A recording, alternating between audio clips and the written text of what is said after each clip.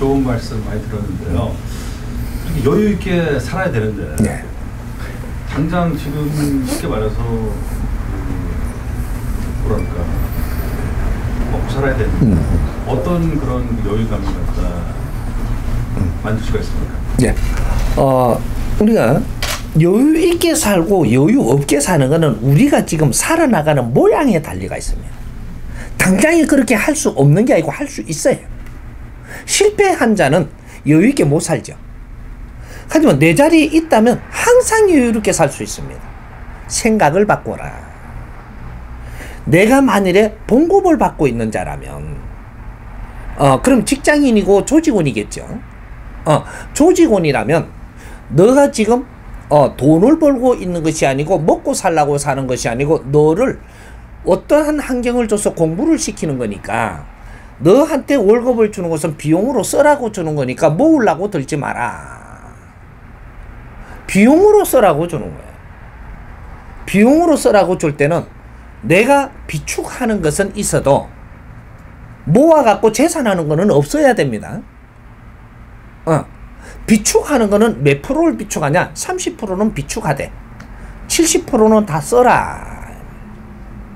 쓰면서 니를 갖추는 데 쓰고 니 가정의 부인이 갖추고 니 식솔들이 갖추는데 이런데 비용으로 써라. 이렇게 비용으로 쓰라고 주는 이 비용이지 재산을 준 적이 없다. 이걸 지식인들이라고 이야기합니다. 지식인들한테는 재산을 한 푼도 안 줬습니다. 왜? 네가 갖추는 게 실력이고 이것이 나중에 이 실력을 쓸 때 엄청난 경제가 네 앞으로 움직여서 네가 다 쓰게 돼 있다. 사회끼 지식인들이 움직여서 운행되는 것이다. 그래서 너의 재산은 사회에 있고 이 사회를 얼마나 운용을 잘 되게끔 네가 이 사회에 필요한 사람이 된다면 너의 기획으로 해서 이 사회 경제가 움직여서 엄청난 거를 네가 쓰게 돼 있다. 이게 지식인 재산입니다. 지식인은 개인 재산을 주지 않습니다. 돈을 벌려면 무엇을 해야 되느냐 하면 지식인이 돼서는 안 됐다. 장사꾼이 되어라. 그럼 돈 줍니다. 자연에는 법칙이 있고 홍익인간들의 운행의 법칙이 있습니다. 홍익인간들이 너희들이 돈을 벌려면 장사꾼이 돼야 됩니다. 그리고 어디 가서든지 당당하게 나는 장사꾼입니다. 이는 뱃보를 가져야 됩니다. 근데 이 장사꾼한테는 절대 돈을 주지 지식을 크게 안 줍니다.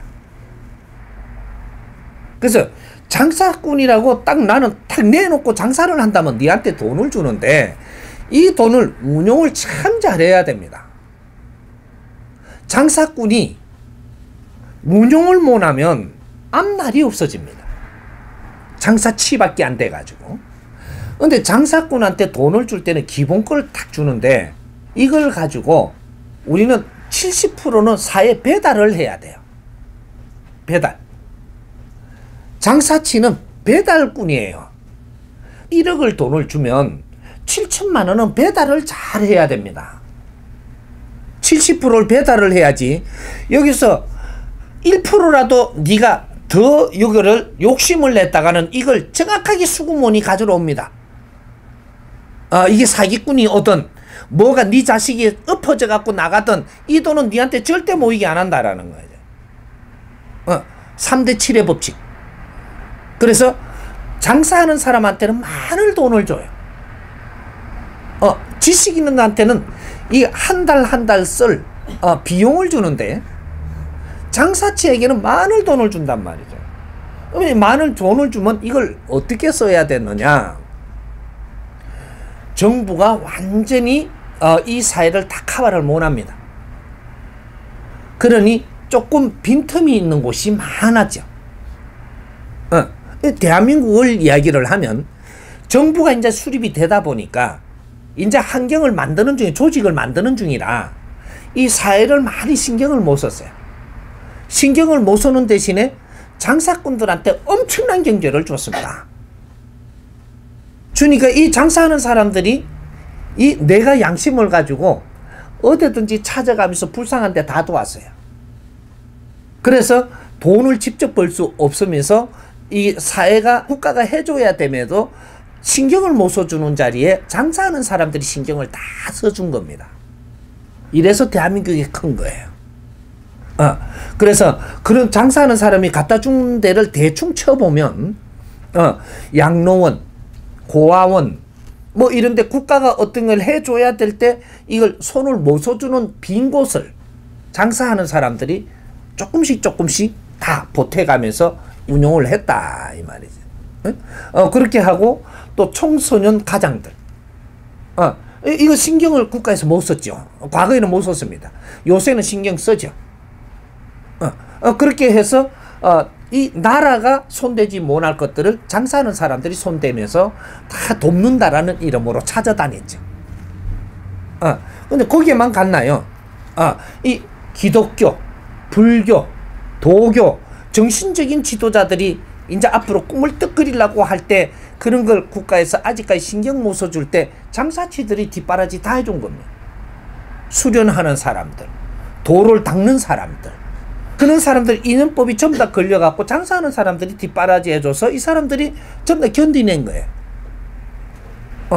이게 장사하는 사람들도 이 국가 운영체의 한 부분이기 때문에 이런 일이 있었던 것이다 이 말이죠. 그래서 이 배달 잘한 사람들이 또 어떤 일이 벌어졌냐, 이념을 가지기 시작을 합니다. 배달을 안 하면 내가 어떤 환경을 못 만나고 그런 환경들을 못 만나면 내가 사회를 보는 눈이 어둡고 그래서 큰 이념을 세우지 못하는데 구석구석이 배달을 잘한 사람들은 이 환경도 저 환경도 자꾸 보다가 보니까 푼돈으로 지금 이렇게 해줄 게 아니고 어떤 사람은 학교라도 하나 설립을 하면 좋겠다. 못 배우는 사람이 배우게 해야 되겠다. 이름에 재단을 열 준비를 하고 어떤 사람은 무슨 환경을 또 보고는 이런 걸 해줘야 되겠다. 그래서 큰 이념을 세우니까 이념을 딱 가지니까 어떤 일이 생기냐, 돈이 안 벌려요. 돈이. 이념을 세우고 나면 돈을 안 줍니다. 질량이 높거든요. 장사치는 생각의 질량이 낮을 때 돈을 주는 것이고 이념을 딱 갖추게 되면 이 사람은 경제가 움직입니다. 큰 돈을 움직이려면 경제가 움직여야 되는 거죠. 그래서 이 사람들이 아주 낮은 곳을 다니며 노력을 하다 보니까 이념을 갖추게 되었고 이념을 갖추니까 거기에서 인재 사람을 만납니다. 사람을 만나니까 그 이념을 같이 논하니까 그래서 30%는 비춰가고 70%는 배달해라 했던 거예요. 그러니까 30%씩 조금씩 갖춘 것들이 힘을 가지고 있고 요것만 가져도 인재를 만나니까 대화를 할 수 있고 이 대화를 하면서 아주 멋진 이념을 가지고 이렇게 논하니까 그런 일은 내가 돕고 싶은 이래갖고 인재를 만나니 인재들이 모여서 이제 내 이념 펼칠 일을 만듭니다. 이래 되니까 그때는 경제가 움직이죠.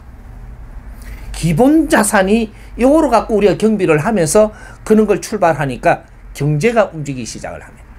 경제는 돈만이 아니고 인재도 경제고 경제 안에는 모든 것이 포함됩니다. 이 사회에 어떤 환경을 주는 것도 경제로 움직인다 이 말이죠.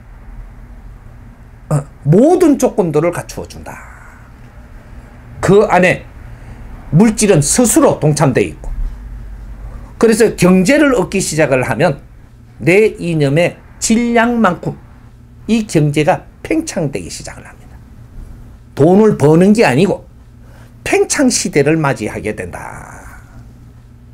이래서 지금 오늘날 대한민국이 대기업이 된 사람, 중기업이 된 사람 이런 것들이 전부 다 이념을 담았기 때문에 팽창되도록 모든 환경을 에너지를 모아줘서 인재들이 글로 모였고 인재들이 그런 환경을 만들어냈고 그래서 큰 조직을 갖게 되고 힘을 다 만들어준 거예요.